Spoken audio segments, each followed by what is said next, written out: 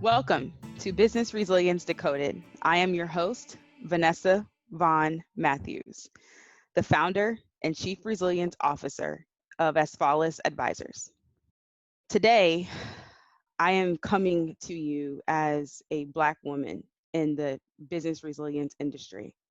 I'm not today coming to you as the CEO of Asfalis Advisors.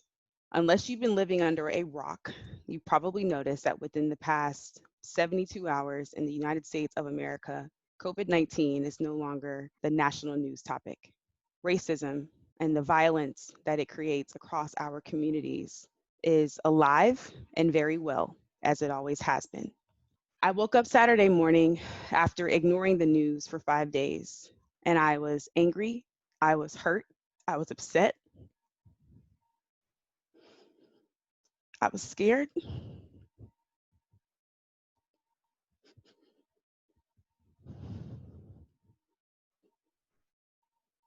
And I wondered, well, what can I do? What is my part? How do I affect change? Where do I influence?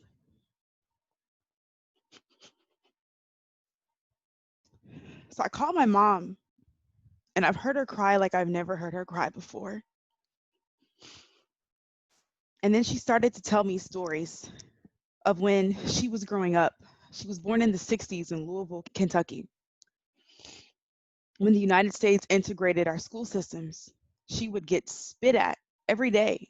The National Guard had to bus my mother to school, and the KKK burned crosses in my mother's front yard as a child. So I woke up Saturday with all these emotions, probably very similar to your Black friends, your Black coworkers, your Black neighbors, the Black people that you have in your community that you see every day. And then I was humbled and honored because then my phone started ringing. I've talked to friends, I've talked to deans, I've talked to CEOs, I've talked to vice presidents of communications, I've talked to public health experts. And all of these people are Black, they're brown, they're white, they're Hispanic, they're Asian, they're males, they're females, and they care about one race, and that's the human race. And my friends reached out to me and said, I don't know what it's like to be Black, but I know that this is wrong. And I just really appreciated their respect for me as their friend and for calling me. So why is this important? Why am I talking to you today? Because people are hurting. 6 to 7 weeks ago, we were in a pandemic that's still very alive and well. And the number one question was, what can I do to help people? Can I check on you? And I would tell you that if Monday, June 1st happened and the first thing you didn't have on your mind was checking on your Black workforce, if you didn't meet with your crisis management team to determine what you're going to do and how you're going to show up for your people, shame on you. Crises don't have conditions. This crisis is impacting our reputation, our profitability, and our operations. And that's exactly what a crisis is in its most simplest form. In fact, this is probably more so of a gray rhino. We've seen this crisis coming for 400 years. There is nothing new about what transpired with George Floyd and every other case in Georgia, in Kentucky, and every other state that this has plagued for years. The only thing that changes the game is the impact of social media. It brought it to your front door.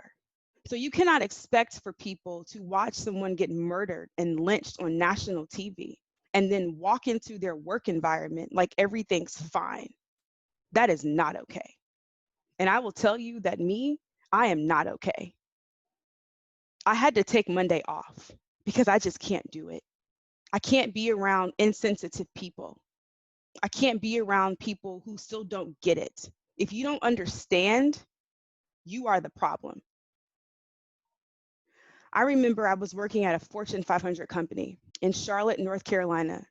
and Keith Lamont Scott was shot and killed by police officers 4 years ago. And I will never forget the day before I had to go back to work, my coworkers were on social media spewing the most unnecessary form of hate I have ever seen in my life. And the comments that I saw from them, I was appalled by. And what made it worse was I had to go sit there with this veil of professionalism and pretend like what my family went through, like what my husband is going through, didn't happen.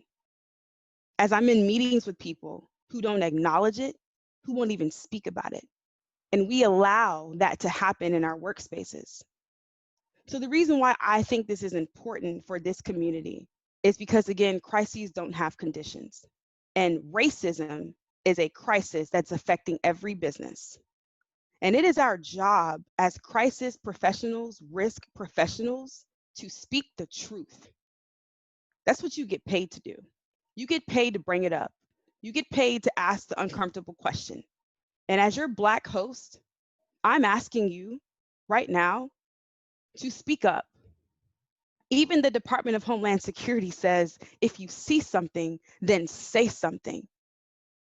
So what can you do? We started off this year on a podcast titled Crisis Leadership.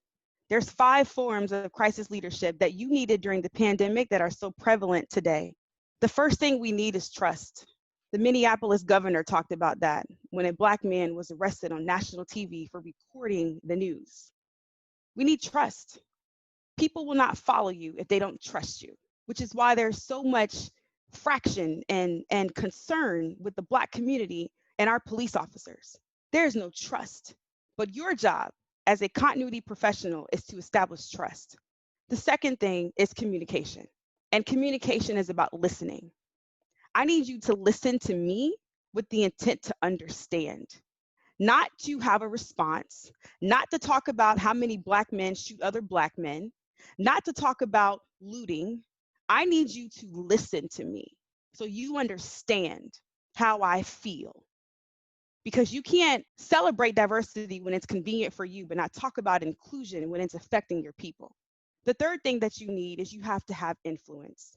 And influence for me is about character, it's about your competence, and it's about your ability to be able to connect with people. Your character is who you are at your core. And I have seen people for who they are at their core. Are you competent enough to be able to have the conversation? And can you connect with people? The fourth crisis leadership principle is about hope. People keep asking me, you guys know I'm a newlywed, when are we having babies? I would never raise a child in the United States. I am scared to raise a Black son or a daughter. I'm scared every time my husband leaves the house. But how do we as a business continuity community provide hope?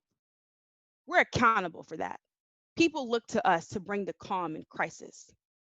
The fifth one that we've added to the mix for crisis leadership principles is inclusive decision making. Who is at the table when these decisions are being made? I'm a firm believer from a business perspective, if you're not at the table, you are on the menu, which is why diversity, equity, and inclusion are so critical. Because we need to be making sure and measuring that we have the right people that are influencing business decisions. So I have one example that I'll share before I close. I received a lot of emails from a lot of clients over the weekend, and one in particular was an example of crisis leadership. The CEO of a billion-dollar company was struggling with what to tell his people. He's got Black people, white people, Asian people, Hispanic people, and his customers reflect his employee base. And he didn't know what to say and how to say it, but he felt like he needed to say something. So he called me and said, I'm a white privileged male. It would behoove me if I didn't leverage you on this team right now to ask you, what do you think about this communication before I just put it out there? And I appreciated the fact that they brought me to the table. They included me in the decision-making process.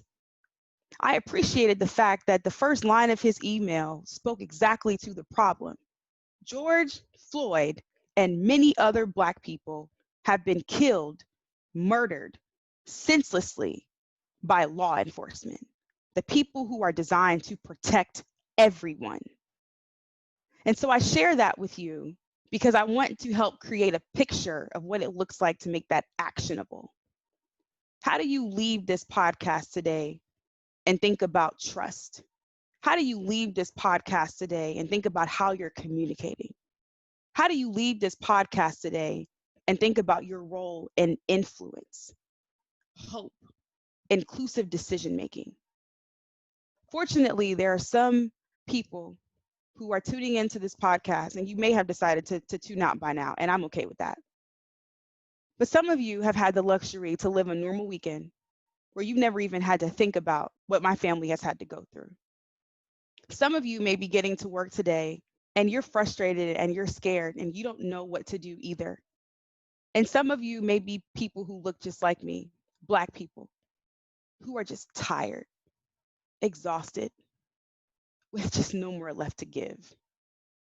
So I shared this message with you because number one, I wanted you to understand how I feel. Number two, I think it's important for this industry to have the conversation. So in closing, what are your next steps? Number one, I would like for you to have this conversation in the home that you live in. Whether you live with your mom, your dad, your children, I want you to go home and have this conversation. I want you to let your kids watch the news. I want you to observe and think about your friends, whether they're Black people, whether they're white people, whether they are Hispanic people. I know Black people that are racist people. Either way, it's wrong.